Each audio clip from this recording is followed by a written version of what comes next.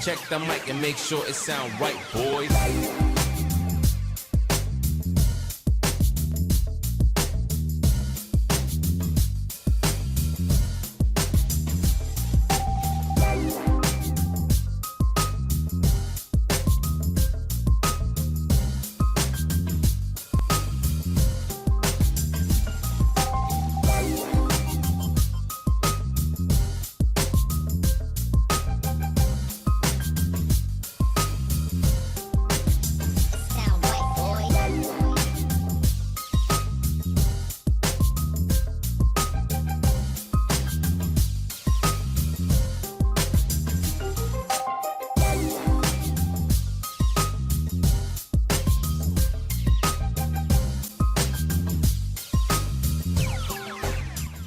Y muy bien, sean todos bienvenidos a un nuevo capítulo de Religión al Descubierto. La verdad es que me siento bastante contento y bastante feliz de poder estar con ustedes nuevamente en un nuevo capítulo de nuestro canal.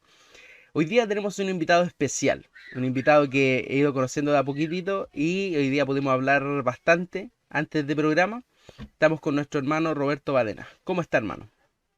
Pues muy bien, encantado de poder compartir con ustedes a tantos miles de kilómetros de distancia. Yo Así estoy es. en España, muy cerquita del mar. Si yo tuviera muy buena vista desde mi ventana, pues podría ver la tierra de Israel, o sea, podría ver los países bíblicos de los que me gusta estudiar. Y bueno, me encuentro viviendo muy cerca de una población muy antigua que tiene muchas ruinas romanas, que se llama Sagunto. Estoy a unos poquitos kilómetros al norte de Valencia. Y aquí pues encantado de compartir con ustedes. Yo doy clases de Nuevo Testamento, mi especialidad es la vida de Jesús, sobre la que he escrito libros y doy clases en una facultad en España y en la Universidad Andrews de Estados Unidos, clases intensivas todavía ahora. Excelente, excelente. Muchas gracias por compartirnos estos datos. Y hablando un poquitito antes de comenzar, chiquitito, me gustaría que nos contara un poquito cómo parte su ministerio, este ministerio de maestro. Pues yo he trabajado siempre en la educación, o sea, hice estudios de teología, pero antes de nada hice estudios de filosofía y de filología. Y fue después de siendo profesor de español en Francia, cuando viviendo muy cerquita de la ciudad de Ginebra, tomé clases de algunas clases de teología, aunque mi intención no era esa, pero al seguir esas clases de teología había un profesor buenísimo, buenos profesores muy buenos que enseñaban en la Universidad de Ginebra, y eso me interesó en cambiar el área, en vez de enseñar español, pues enseñar, por ejemplo, griego bíblico o enseñar la Biblia, el Nuevo Testamento. Y así empecé y llevo pues, muchos años trabajando normalmente en el Departamento de Educación y Familia. Yo he sido responsable del Departamento de Educación y Familia de la División Euroafricana de los Adventistas del Séptimo Día, donde pues me he ocupado de esto muchos años. Y por eso los temas que a mí me interesan tienen que ver con educación y familia. Por eso el tema este de hoy, de Jesús y las mujeres, pues es un tema que he trabajado bastante. Yo también formo parte, aparte, fuera de mi ministerio, que ya hace tiempo que terminé, formo parte de una plataforma nacional aquí en España, patrocinada por el Ministerio de Igualdad, para la prevención de la violencia doméstica y del maltrato, y violencia de género. Entonces, las cuestiones sobre mujeres, familia y bueno, y los fundamentos bíblicos que hay sobre ello, pues para mí es muy importante, es un tema en el que estoy trabajando, digamos, casi diríamos cada día. Me parece excelente y es de bendición, hermano. Así que, sin más que decir, comencemos el tema. Y antes de comenzar el tema, me gustaría pedirle si es que puede orar, para que Pues partamos con la claro que bendición sí. de papá. Sí, Señor. Padre Celestial, te pedimos en este momento que tú nos inspires y nos guíes para que escuchando tu palabra, podamos comprender cuál era tu propósito para nosotros, para nuestras relaciones familiares y personales, de manera a poder vivir vidas más plenas, vidas más útiles y vidas más felices a tu servicio. En el nombre de tu Hijo Jesús te lo agradecemos. Amén. Amén. Así que partamos de lleno en el tema y el tema es Jesús y las mujeres en el Nuevo Testamento. ¿Qué podemos Así es. decir, hermano, con respecto a este tema como tema introductorio? Pues yo pongo un subtítulo que es Desafíos y sorpresas en un mundo patriarcal. Hoy se critica, se denosta mucho a la sociedad patriarcal, sobre todo en los medios en los que se insiste sobre la igualdad de la mujer y sobre estos temas de familia, eh, y se confunde lo que hoy es la sociedad patriarcal, sociedades que encontramos en África, en Asia, en algunas sociedades islámicas y otras, y confundimos eso, o en sociedades de la India, sociedades de África, con la enseñanza de la Biblia, que es cierto que comenzó en un mundo patriarcal, pero no hay que confundir patriarcal y bíblico, porque la posición de la Biblia es muchas veces bastante diferente a la de la sociedad patriarcal del entorno, del mundo de cananeo y egipcio en el que surgió la Biblia. Excelente. Hay una diferencia entre, como usted bien dice, el contexto cultural y lo que está escrito. Sí, exacto. Hay una cultura en la que es cierto que hay muchos aspectos de la cultura patriarcal de hoy que no son igualitarios, las mujeres tienen razón de protestar, pero hay una confusión en la gente poco iniciada entre patriarcal y bíblico. Yo quisiera hoy desmitificar un poquito esto y hablar y mostrar cómo la actitud de Jesús hacia las mujeres no es la de una sociedad patriarcal, sino la de alguien que es rompedor, alguien que rema contra corriente. Y esto es lo que vamos a intentar presentar. Démosle nomás, partamos con todo Muy nomás. bien.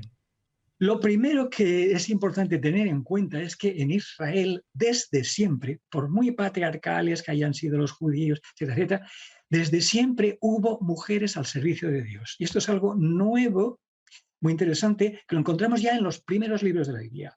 Tengo aquí un texto de Números 6, del 1 al 8, donde dice, el hombre o la mujer que se aparte haciendo voto de nazareo para dedicarse al servicio de Dios, aquí sigue todo el texto, cuando un hombre o una mujer quería dedicarse al servicio de Dios, podía hacerlo. Y podía hacerlo porque la consagración de su Dios lleva sobre su cabeza. Es decir, las personas que se dedicaban, generalmente era por un tiempo limitado, se dedicaban al servicio de Dios, podían hacerlo tanto hombres como mujeres. Y esto les digo, es nuevo porque en sociedades en las que jamás a la mujer se le permite dedicarse al servicio de Dios. Según el Antiguo Testamento ya, y hoy vamos a hablar sobre todo del Nuevo, pero según el Antiguo Testamento ya, siempre hubo o siempre habría mujeres portavoces de Dios. Había un texto profético muy bonito en Joel, el profeta Joel, capítulo 2, versículos 28 y 29, donde se promete que en un tiempo no muy lejano, que después de esto derramaré mi espíritu sobre toda carne y profetizarán vuestros hijos y vuestras hijas. Profetizar en la Biblia no es anunciar el futuro, sino hablar de parte de Dios. Entonces vuestros ancianos soñarán sueños, vuestros jóvenes verán visiones. Qué bonito esto, ¿verdad? Y también sobre los siervos y las siervas derramaré mi espíritu en aquellos días. Y tenemos, es interesante que en el mundo del Nuevo Testamento, la predicación de Pedro, la primera predicación pública de Pedro después de la ascensión de Jesús al cielo, dice que esta profecía se ha cumplido. Lo que ocurre es que en el mundo grecorromano, del que vamos a hablar un poquito, eh, no era así. Hay una diferencia bastante grande, aunque los griegos y los romanos se creían más cultos que Israel, hay una diferencia bastante grande en la percepción de la mujer en estas dos culturas. La cultura helenística tiene una larga tradición preconizadora de una inferioridad ontológica de las mujeres con respecto a los hombres. Esto es lo que dicen los filósofos. Los puntos de vista de los filósofos clásicos, y aquí vamos a mencionar los más importantes, no estoy buscando detalles de filósofos de segunda categoría, Platón y Aristóteles, lo que ellos dicen sobre la naturaleza de las mujeres ejerció una profunda influencia sobre la mentalidad occidental, sobre todo Europa, a través de los padres de la Iglesia y de sus sucesores. Y esto hizo que pues, la iglesia tradicional o muchas iglesias quedaron marcadas, pero era algo que no venía de la Biblia, sino que venía de la filosofía griega. Por ejemplo, aquí tengo una cita de Aristóteles y otra cita de Platón.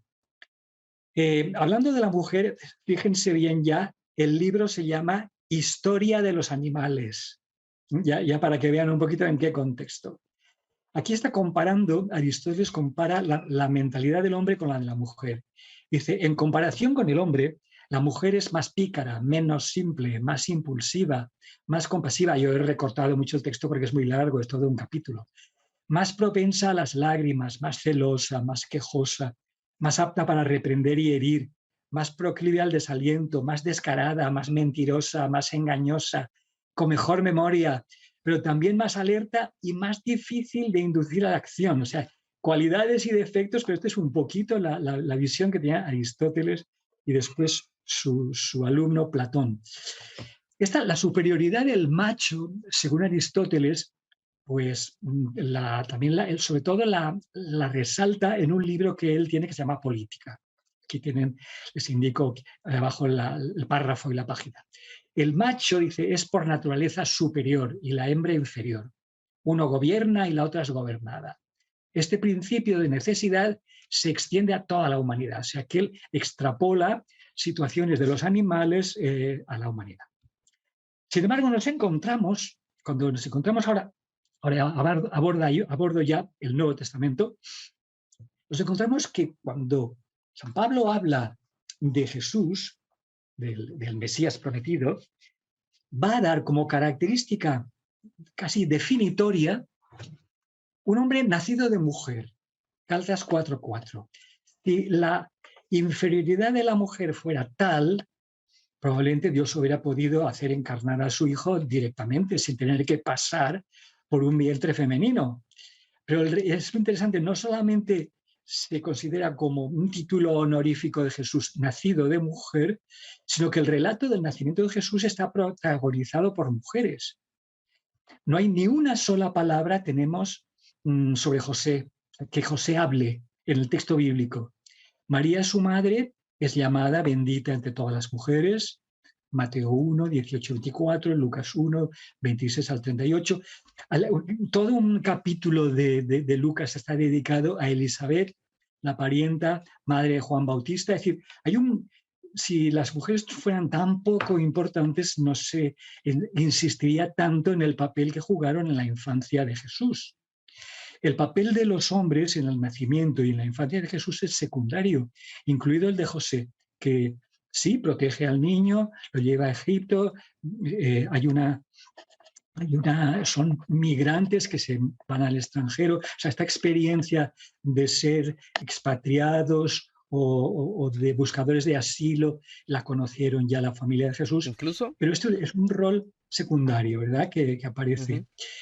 El encuentro de María con su pariente Elizabeth ocupa más espacio que cualquier otro relato de la infancia de Jesús. Esto nos sorprende, porque claro, son mujeres que profetizan, ellas están profetizando el futuro de sus hijos, del que será el precursor del Mesías, de Juan Bautista, y también del niño de María. Es por boca de las mujeres. El profeta, el sacerdote, que es Zacarías, está mudo. Y durante es muy curioso esto. José no habla y el sacerdote, quien tendría que tener el papel principal en la historia, está mudo hasta que nace el niño, ¿verdad? Otro punto interesante es el de Ana, la vieja profetisa. En Lucas 2, versículos 36 al 40, nos habla de que cuando el niño Jesús es presentado al templo por sus padres, estaba allí Ana, profetisa, hija de Fanuel, estoy leyendo el texto, de la tribu de Aser, de edad muy avanzada, pues había vivido con su marido 7 años desde su virginidad y era viuda hacía 84 años. O sea, si después de casada vivió 7 y era viuda 84, era desde luego una mujer muy mayor. Pero lo que nos interesa es lo que dice a continuación. No se apartaba del templo sirviendo de noche y de día con ayunos y oraciones. O sea, en tiempos de Jesús hay mujeres alguna tan mayor como esta, que sirven en el templo. Luego, la idea de que la mujer no tenía nada que ver con la vida del templo o con la vida religiosa en Israel no está confirmada por los textos. Esta, presentándose en la misma hora, daba gracias a Dios y hablaba del niño a todos los que esperaban la redención de Jerusalén. O sea, diríamos que la primera predicadora acerca de Jesús es una señora, y una señora mayor, una mujer. Cuando empieza el ministerio de Jesús es muy curioso que el ministerio de Jesús empieza en las bodas. Si la mujer fuera tan inferior o unirse a una mujer fuera tan poco importante, Jesús no hubiese dedicado tanta atención a hacer un milagro para estos novios tan pobres que no tenían ni siquiera bastante bebida. Entonces aquí Jesús, al bendecir este matrimonio y al regalarles el primero de sus milagros, está como confirmando el proyecto, la belleza del proyecto divino, que es la del matrimonio y la pareja. Muy poco después nos encontramos en el Evangelio de Lucas, Lucas 8, los versículos 1 al 3, que voy a leer literalmente, que Jesús tiene mujeres discípulos. Claro que los pintores europeos de la Edad Media y otros pues pintaban solo hombres, pues porque les resultaba un poco extraño que Jesús fuese acompañado por mujeres también. Pero miren lo que dice la Biblia. Aconteció después que Jesús iba por todas las ciudades y aldeas, predicando y anunciando el evangelio del reino de Dios, y los 12 con él. Y algunas mujeres que habían sido sanadas de espíritus malos y de enfermedades. Aquí se nos da el nombre de 4 de ellas. María, que se llamaba Magdalena, de la que había salido 7 demonios, Juana, mujer de Chuza, Susana y muchas otras que le servían con sus bienes. Es decir, que en el grupo de los primeros discípulos de Jesús también hay varias mujeres, algunas de ellas tan importantes como la esposa del tesorero del rey. Hay un episodio de la vida de Jesús que muestra cómo él ve a la mujer, la capacidad de la mujer de dedicarse a las cosas de Dios, que es el caso en que Jesús visita el hogar de unos amigos suyos. Es un hogar no dirigido por un patriarca, sino por una mujer que se llama Marta. 2 hermanas y un hermanito, pero el hermano es el menos importante, además lo encontramos enfermo, después muere, es resucitado, pero la persona que dirige este hogar es una mujer, que se llama Marta. El relato acerca de Marta y María, Lucas 10, 38 42, precisa que Jesús aprueba y valora más a la mujer que tiene inquietudes, que se instruye, que busca su realización vocacional, que a la que se limita a asumir tareas domésticas, aunque Jesús no está en contra de ellas. Mira, María, que se había sentado a escuchar a Jesús como uno de los discípulos, escogió la buena parte, la cual no le será quitada. Lo cual no quiere decir que Jesús desprecie la cocina ni las actividades domésticas, porque lo tenemos muy bien demostrado, porque después de resucitado, Jesús es capaz de cocinar, hacer pan y pescado asado para sus discípulos enfrente del mar de Galilea, como dice Lucas, Juan 21. Otro caso sumamente interesante es el de la mujer samaritana, que lo encontramos al principio del Evangelio de Juan, capítulo 4, y todo el capítulo dedicado a esta mujer, versículos 1 al 42. Es muy interesante ver que la misión en tierras de Samaria, Samaria es el extranjero, en la época de Jesús no es el mismo país, la misión en tierra de Samaria comienza con esta mujer. Ella será la primera misionera cristiana de la historia, antes que ningún hombre. La historia es muy interesante porque Jesús ha enviado a la ciudad de Samaria a sus 12 discípulos. Y ellos vuelven, pues sí, han traído provisiones. Pero quien es enviada a la ciudad y trae a todo el pueblo a escuchar a Jesús, o sea, la primera misionera es una mujer. Ellos volvieron sin nada y ella va a volver trayéndole a Jesús todo el pueblo. Cristo vino a reconciliar, según si leemos bien el Nuevo Testamento, Cristo vino a reconciliar a la humanidad con Dios y con ella misma, predicando los ideales divinos de unidad y reciprocidad en las relaciones humanas. Las nefastas consecuencias que el egoísmo humano ha ido trayendo en las relaciones humanas y familiares tendría que ser superada por el poder de su gracia. Que su entrevista ha sido, yo diría que la más técnica de cuantas me han hecho en los últimos 20 años. Nada más, es bastante. Con el oír, sino que tomemos decisiones y entendemos que también este mensaje, ya no digo solo este directo, sino el mensaje de Jesús pueda llegar cada vez a más personas.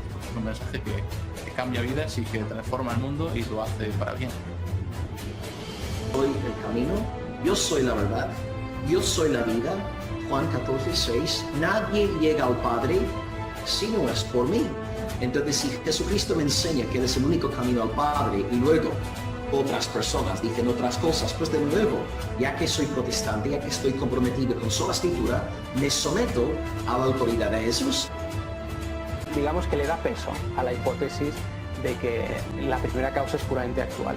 Y la ventaja que esto tiene para el teísmo es que luego prácticamente todo el resto de atributos divinos clásicos se puede ir deduciendo de esta noción.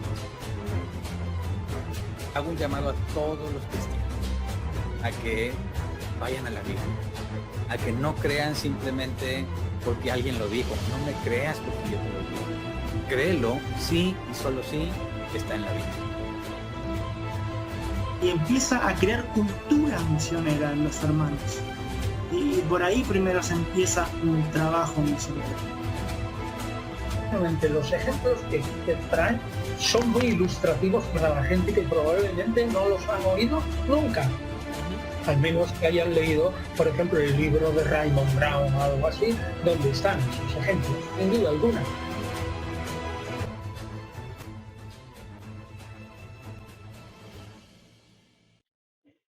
Un caso de los que me ha interesado mucho, yo exploré en uno de mi último libro, Encuentros Decisivos. Jesús endereza a una mujer encorvada en Lucas 13, 10 al 17, y lo hace en el seno de una sinagoga, pidiéndole a ella que vaya donde él está, es decir, al estrado. Y allí le impone las manos y la levanta. Pero esto es un texto muy bonito porque no solamente le impone las manos como a un ser que merece recibir la bendición divina de modo especial, sino que la levanta. Y la levanta en público en el seno de lo que hoy diríamos la iglesia, es decir, la sinagoga, como si le estuviera devolviendo un lugar que había perdido. Es muy interesante también que las palabras de Jesús, sus últimas palabras en el camino a la cruz, se van dedicadas a las mujeres de Jerusalén, no a los hombres. Estas mujeres porque Jesús ya sabe que van a ser mujeres, van a tener la parte difícil en la vida del hogar, van a tener la parte difícil en la maternidad y en muchas circunstancias, y Él les consuela. Lucas 23, 27 al 31, o sea, las últimas palabras en público de Jesús van dedicadas especialmente a las mujeres. Luego, si para Él no tuvieran la importancia que Él les da, no les dedicaría esa atención en momentos donde Él está desfalleciendo, donde incluso no ha podido cargar con su propia cruz. Es muy interesante también, si leemos estos pasajes de lo que llamamos la Pasión, que la única persona que defendió a Jesús en su parodia de juicio fue la mujer de Pilatos. No hay nadie que se prestó a defender a Jesús en aquella ocasión, y la única que intercedió para que Pilatos no tuviera nada que ver, no cometiera el error de condenar a Cristo, fue su propia esposa, Claudia. Al pie de la cruz nos encontramos que los discípulos han huido. Y las mujeres que tienen una sensibilidad de protección y de ayuda superior en general a la mayoría de los hombres, las encontramos en la cruz, velando a Jesús en los momentos de su angustia. Estaban allí muchas mujeres, dice muchas, mirando de lejos. Mujeres que ya estaban siguiendo a Cristo, las cuales habían seguido a Jesús desde Galilea sirviéndolo. O sea, discípulos ninguno, uno solo, Juan, pero muchas mujeres. Entre ellas estaba María Magdalena, María la madre de Jacobo y de José, y la madre de los hijos de Zebedeo. O sea, varias tienen un nombre y el Evangelio considera que son suficientemente importantes para mencionarlas por su nombre y no hablar de ellas en general. Es muy interesante también que las palabras dedicadas a proteger a algún ser humano, cuando pronunciadas en la cruz, las dirige Jesús a su madre. Estaba junto a la cruz de Jesús su madre y la hermana de su madre, María, mujer de Cleofás, y María Magdalena, varias mujeres. Cuando Jesús vio a su madre y al discípulo que él amaba, que estaba presente, dijo a su madre: mujer, he aquí a tu hijo. Este gesto que Jesús hace, ¿saben? En el mundo bíblico existía una institución que era muy sabia, que era la que se llamaba la ley del levirato, en que cuando un esposo moría, era el deber de la familia de su marido, el deber de su familia era ocuparse de la viuda. Hay muchas leyes en el Antiguo Testamento procurando a las viudas y los huérfanos. Y aquí Jesús sabe, si leemos los evangelios, vemos que los llamados hermanos de Jesús, hermanastros o quien fueran, o sea, la familia de José, para Jesús no es la mejor familia de sostén para su madre que va a quedar huérfana de hijo, además de viuda. Y entonces le confía a Juan, un discípulo, diríamos, preferido en el sentido de que Jesús tenía, o sea, que tenía entre ambos una afinidad muy grande. Entonces Jesús se sirve de una última voluntad dicha ante testigos para cambiar una ley, que es la ley del levirato, en la que por ley la familia del marido tendría que ocuparse legalmente de ella, y asuntos de herencias, etcétera, etcétera. Después dijo al discípulo: he ahí tu madre. Desde aquella hora el discípulo la recibió en su casa. Con lo que Jesús da aquí una lección muy hermosa casi en momentos en los que no puede apenas respirar y está a punto de morir, ocuparse por el bienestar de una pobre viuda que en este caso concreto es su madre. Muy interesante también es ver qué ocurre con el Jesús resucitado. Tenemos un pasaje bastante largo en Juan 10, del 11 al 18, en que, según los evangelios, la primera persona testigo de Jesús resucitado no es un hombre, ni un grupo de hombres, no son sus discípulos, es una mujer, y es María Magdalena. Y la primera persona en proclamar la misteriosa realidad de Cristo resucitado es ella, María Magdalena. Según los evangelios, y aquí son todos unánimes, he buscado los textos para que hayan 4. Aquí, si lo quieren leer en la izquierda, he buscado adrede para que vean que es algo que no lo dice uno de los discípulos. Mateo 28, 1 al 10, Marcos 16, 1 al 20, Lucas 20, del 1 al 18 y Juan 20, 1 al 23, o sea, pasajes todos muy largos que nos dicen que las primeras predicadoras de Jesús resucitado fueron todas mujeres. Ellas fueron corriendo a dar las buenas nuevas a los discípulos. Jesús les dice: id y decid a los discípulos y a Pedro, o sea, ni siquiera Pedro es el primero, ve a mis hermanos y diles: subo a mi Padre y a vuestro Padre. Jesús les dijo: ve a mis hermanos y diles, y fue entonces María Magdalena para dar a los discípulos las noticias de que había visto al Señor y que Él le había dicho estas cosas. Es interesante que cuando se nos habla en el libro de los Hechos, encontramos algo muy bonito, y es que en ese momento en que los discípulos están esperando la venida del Espíritu Santo para poder lanzarse a predicar a Jesús resucitado, estaban perseverando unánimes en la oración con las mujeres. Es decir, no era un grupo de apóstoles, de hombres escogidos, de ancianos de iglesia. Era una iglesia en la que hombres y mujeres convivían todo. Es decir, digamos, como reunión espiritual. Y estaban unánimes en una reunión de oración con las mujeres y con María, la madre de Jesús, y con sus hermanos. Y aquí vemos que se ha producido un milagro. Los hermanos de Jesús, que en su vida no le siguieron, ahora, después de ver hasta el fin lo que ocurrió con su muerte y resurrección, ellos también se han convertido y se convertirán en algunos de los principales discípulos de Jesús. Aquí hemos hablado un poquito, recogido un poquito la historia de la relación de Jesús con las mujeres según los evangelios, pero ahora vamos a recoger algunos de las enseñanzas de Jesús.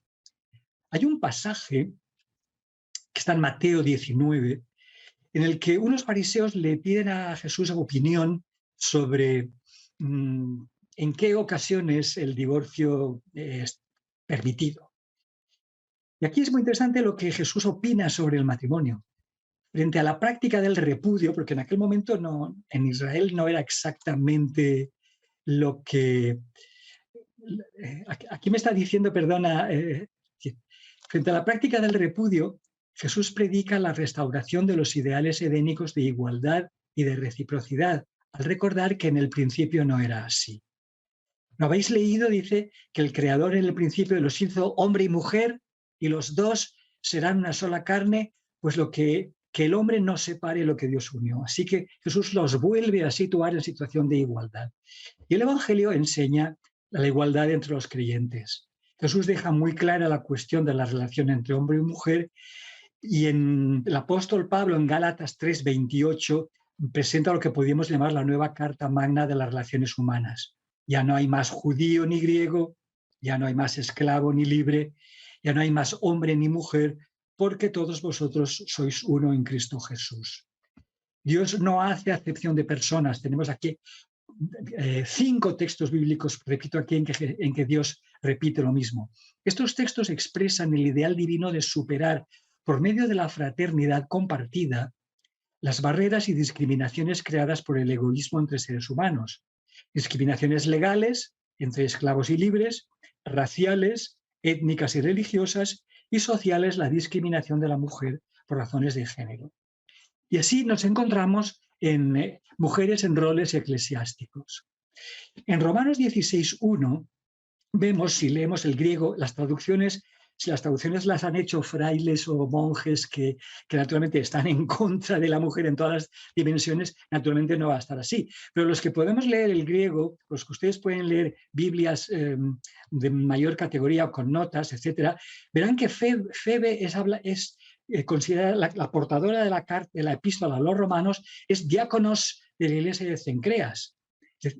Y este título de diáconos es el mismo que ostenta el propio Pablo en la epístola a los Colosenses 1:25. Es decir, Pablo hablará en otros pasajes en mujeres que ostentan esta responsabilidad de diáconos en la iglesia. Tenemos una lista bastante larga de colaboradoras de Pablo en Romanos 16. Recuerdos a María, que ha trabajado tanto por vosotros. Pero ¿en qué trabajaban estas mujeres por la iglesia en general? Andrónico y Junias, paisanos míos que son insignes entre los apóstoles, Trifena y Trifosa, que trabajan arduamente para el Señor. Está muy claro que están trabajando para el Señor y son mujeres. Saludad a amada Pérsida, que tanto ha trabajado en el Señor, versículo 12. Saludad a la madre de Rufo, que es también la mía. Saludad a Julia y a Nereo y su hermana. Es decir, hay un montón de personas, según el Nuevo Testamento, que están trabajando para Dios en los tiempos de Pablo. Algunas Biblias, aquí saco el texto de Romanos 16:7, ponen, en vez de Junia, que es el nombre de una mujer, ponen Junias, porque el texto en acusativo, en masculino y femenino, es igual en griego, pero lo hacen masculino porque no quieren que se pueda decir que una mujer es insigne entre los apóstoles.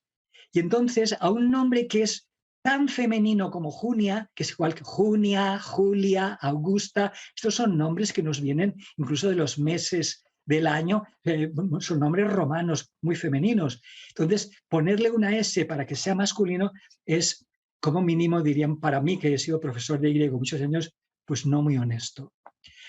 Hay algunos casos, como Filipenses 4:2, en que se nos habla de mujeres al servicio de Dios que a veces no están de acuerdo en los planteamientos. Y aquí tenemos un caso muy interesante. Recomiendo a Evodia y Síntique, que son 2 nombres de mujer, que anden de acuerdo como cristianas que son. Por supuesto, a ti en particular, y está hablando al compañero suyo, al compañero te pido que les ayudes. Estas mujeres que están trabajando para Dios no están de acuerdo en algún punto, te pido que les ayudes, pues ellas lucharon a mi lado por el Evangelio. Es decir, han trabajado por el Evangelio con Clemente y con los demás colaboradores míos, cuyos nombres están escritos en el libro de la vida. Es decir, que para Pablo, las mujeres y hombres son colaboradores suyos, no importa que sean hombres o mujeres. Encontramos varios pasajes del Nuevo Testamento que se nos habla de Priscila y Aquila. Romanos 16:3. Esta pareja y colaboradores del apóstol Pablo es mencionada como muy activos al servicio del Evangelio. Pero lo curioso es que Priscila o Prisca es mencionada siempre antes que el marido. Esto en el mundo antiguo es la única vez en toda la Biblia que encontramos que ella sea mencionada primera. Seguro que Pablo tenía una razón. También tenemos algo muy interesante de lo que no se habla nunca, 1 Corintios 9:5, en que los apóstoles vivían sus ministerios en pareja. Como dirá Pablo, no tenemos derecho a llevar con nosotros una mujer creyente como los demás apóstoles, incluyendo a los hermanos del Señor y a Pedro. Lo que tenemos es que el apóstol Pedro viajaba con su esposa visitando las iglesias, predicando, y los demás apóstoles también, y Pablo se lo recuerda. Mujeres destacadas en la iglesia primitiva, tenemos una muy interesante para mí, que soy europeo, y es que Lidia es la primera conversa cristiana de toda Europa, es decir, diríamos del mundo occidental. Un sábado salimos fuera de la puerta, junto al río, estos son Hechos 16, donde solía hacerse la oración, y hablamos a las mujeres que se habían reunido. Bueno, predican a mujeres. Entonces una mujer llamada Lidia, vendedora de púrpura, es decir, tenía un comercio de tintes carísimos, porque los colores eran muy caros en aquellos tiempos, que adoraba a Dios y estaba oyendo. El Señor abrió el corazón de ella para que estuviese atenta a lo que Pablo decía. Y cuando fue bautizada y su familia, nos rogó diciendo: si habéis juzgado que yo sea fiel al Señor, entrad en mi casa y posad. Y nos obligó a quedarnos. Entonces, en el texto siguiente, esa casa se convierte en la primera iglesia, entre comillas, cristiana de Europa. Hay un pasaje en Colosenses 4:15 que nos habla también de otra mujer cristiana que tiene una iglesia en su casa. Aquí Pablo da recuerdos a los hermanos de Laodicea y a Ninfa y la iglesia que se reúne en su casa. Ninfa es un nombre hiperfemenino porque es un nombre de estas diosas pequeñitas y tan femeninas de los bosques. También hay Biblias en las que, para que no sea un nombre femenino, le han puesto una S, pero es imposible que un nombre tan femenino se lo haya puesto jamás a nadie, a un hombre. Bien, ¿qué decir de la sumisión de la esposa al marido en el Nuevo Testamento? Pues bien, está claro que el texto en Efesios 5 dice: las casadas estén sometidas a sus propios maridos como al Señor.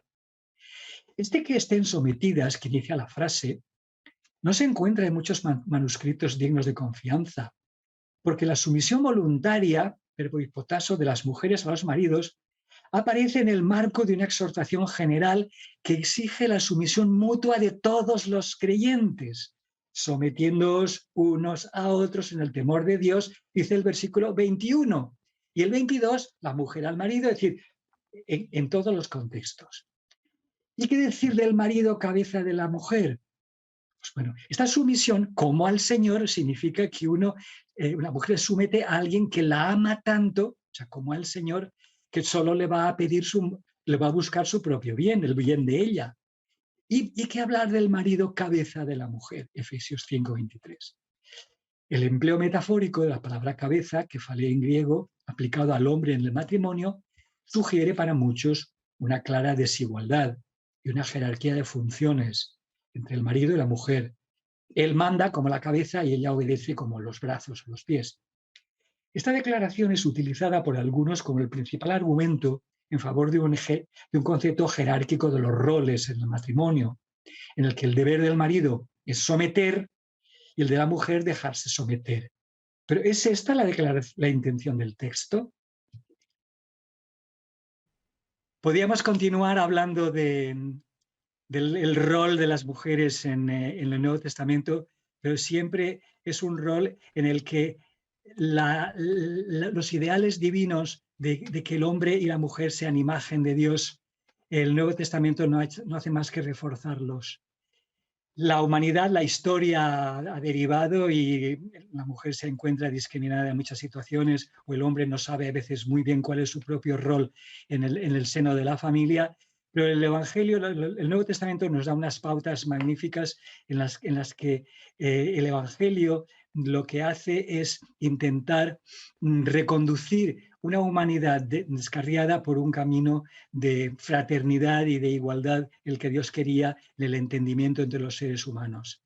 Así que mi deseo es que podamos, aprendiendo del Nuevo Testamento y de las enseñanzas de Jesús, tener relaciones familiares y relaciones de género cada vez más parecidas a las que Dios desea para nosotros, que son a la larga para nuestra propia felicidad. Muchas gracias por su atención y David, hasta la próxima. Muchas gracias a todos los que estuvieron con nosotros conectados. Ha sido una enorme bendición el tema. Esperaremos la segunda parte, sí o sí, porque ha sido muy interesante. Muchas gracias por todos los datos, los versículos y el tema de la presentación, que también es algo que la gente va a apreciar bastante. Así que a todas las personas que les haya gustado, que el Señor les bendiga mucho. Últimas palabras, hermano. Sí, nada más de eso, que Dios les bendiga y les siga avanzando en este camino de crecimiento personal, que es también un crecimiento de solidaridad cada vez, porque a medida que nos acercamos a Dios, nos acercamos a Cristo, nos acercamos también más los unos a los otros. Y cada vez vamos reflejando más el ideal que Dios tiene para cada uno de nosotros, como personas y como individuos de una sociedad y de una familia. Así es. Bendiciones para todos. Así es, así que muchas gracias a todos los que estuvieron con nosotros, que el Señor me los bendiga mucho y nos estaremos viendo en un próximo capítulo de Religión al Descubierto, así que chao, chao. A la vista.